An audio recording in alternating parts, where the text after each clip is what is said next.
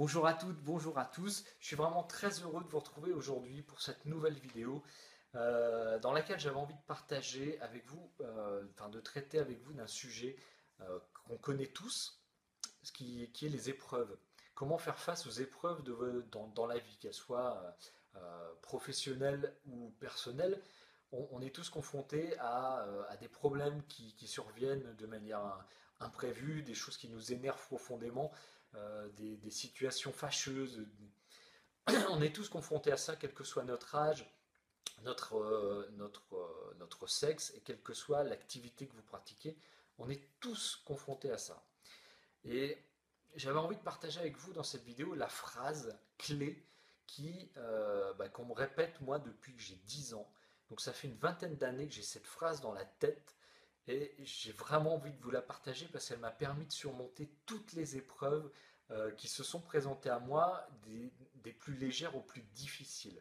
C'est vraiment une phrase qui me permet aujourd'hui de respirer quand il m'arrive quelque chose et qui me permet de transformer littéralement les épreuves en tremplin.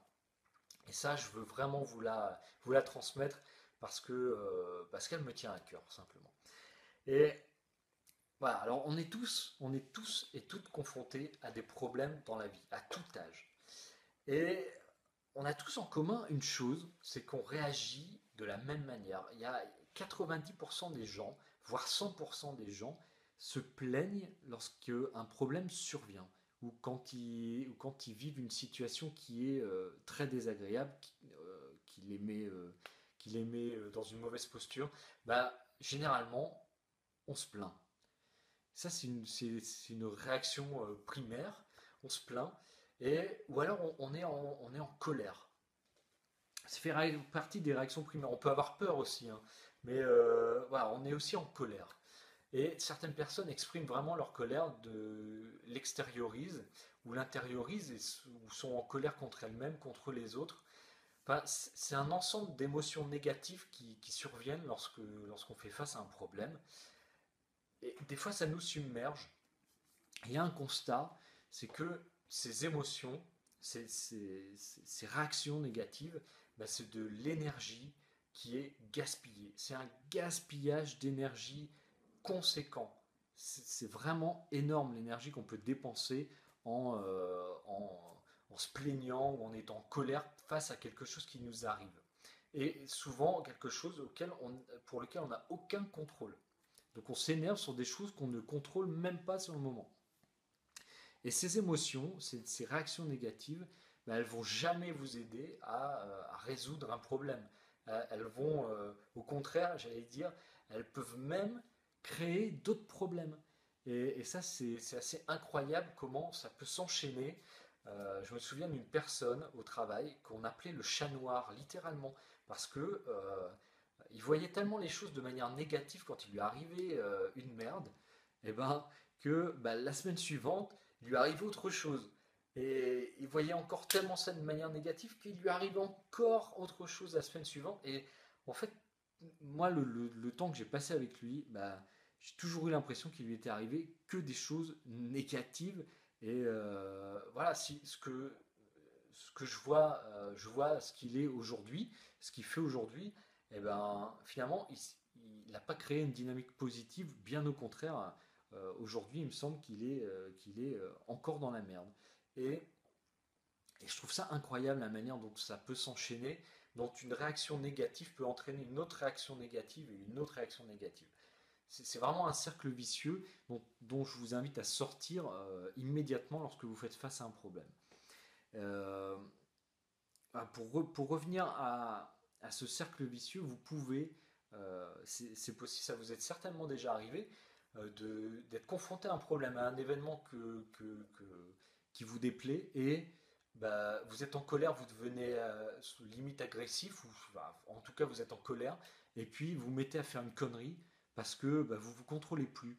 Donc vous imaginez que on vous annonce une mauvaise nouvelle et puis là, bah, vous êtes tellement déboussolé que pouf, d'un coup, vous allez faire des conneries, vous n'allez plus faire attention à vos gestes, vous allez faire tomber, vous savez, le mug avec l'image de votre enfant, de votre fils ou de votre fille qu'on vous a offert à la fête des pères ou à la fête des mères, vous allez le casser. Puis là, vous vous en voulez, vous dites mais c'est pas possible, qu'est-ce qui m'arrive? Puis ça s'enchaîne comme ça. Euh, Ces réactions négatives, elles peuvent en entraîner d'autres. C'est pour ça que ce que j'avais envie de partager avec vous, c'est une solution, un état d'esprit pour que ça s'arrête et que vous puissiez reprendre le contrôle le plus rapidement possible. Alors comment concrètement vous pouvez bien réagir face à un événement qui vous va pas? Eh ben, la première des choses, c'est quelque chose qu'on vous répète à longueur de temps, mais qui est vraiment la base de tout finalement, c'est de respirer. C'est vraiment le conseil le plus bête, mais en même temps le plus sensé qu'on pourrait donner, quoi. C'est de respirer. Donc, vous allez prendre une inspiration, et puis vous allez expirer le plus longtemps possible, le plus lentement. C'est important que l'expiration soit plus longue que l'inspiration. Et là, vous allez détendre, vous allez détendre vos muscles, vous allez reprendre un rythme cardiaque qui est plus lent, vous allez reprendre un peu le contrôle de votre corps. Et ça, c'est important. Alors si vous êtes dans une pièce, par exemple, avec du bruit, ou si vous êtes dans la pièce où est apparu le problème, où est apparu votre agacement, votre énervement, ben moi, ce que je vous invite, c'est à sortir. Sortez, éloignez-vous 10 minutes. Lorsque j'étais au travail, qu'il m'arrivait un gros problème, je recevais un mail avec quelque chose qui était vraiment très désagréable, un gros problème qui me tombait dessus dans mon bureau. La première chose que je faisais, c'était vraiment la première chose, je sortais, voilà, je lisais le mail, je prenais connaissance du problème et je partais.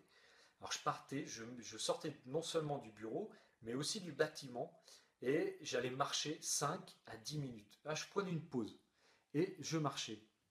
Et le fait de faire ça, ça me permettait de reprendre ma respiration, de m'éloigner, en plus physiquement, je m'éloignais de la source du problème, et ça me permettait de reprendre le contrôle de moi. Donc essayez de vous éloigner 5 à 10 minutes, reprendre le contrôle.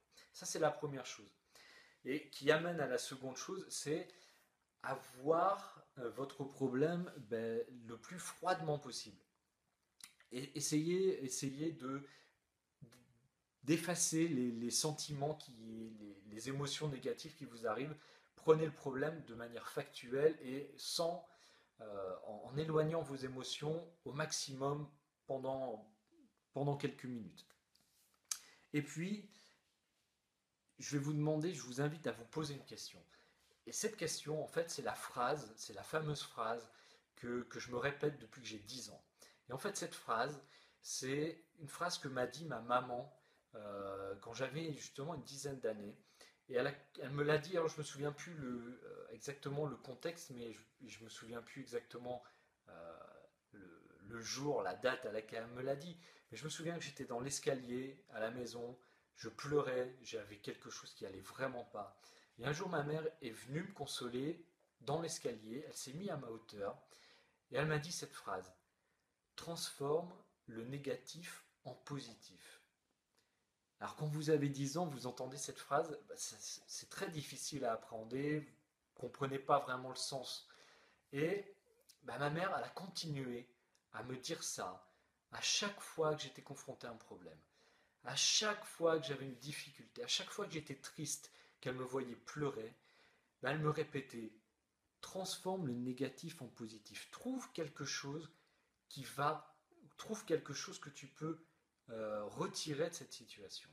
Et donc je vous invite à vous poser cette question: comment vous pouvez transformer le négatif en positif? Qu'est-ce que vous pouvez faire pour vous servir de cette situation comme d'un tremplin, un nouveau point de départ? Euh, Comment est-ce que vous pouvez rebondir et transformer cette situation? C'est la question que je vous invite à vous poser et que moi je me pose à chaque fois qu'il m'arrive quelque chose. Qu'est-ce que je peux trouver dans la situation actuel qui, qui peut me permettre d'avancer, qui peut me permettre d'aller plus loin, qui peut me permettre d'aller mieux. Il y a forcément quelque chose que je peux faire pour améliorer la situation. Forcément une solution que je vais trouver, forcément quelque chose de positif que je peux retirer.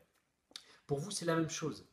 Et voilà, si j'avais un exemple à vous donner, concret, d'une chose qui se passe actuellement et qui est pas forcément facile, que vous connaissez peut-être, c'est ma femme se fait licencier.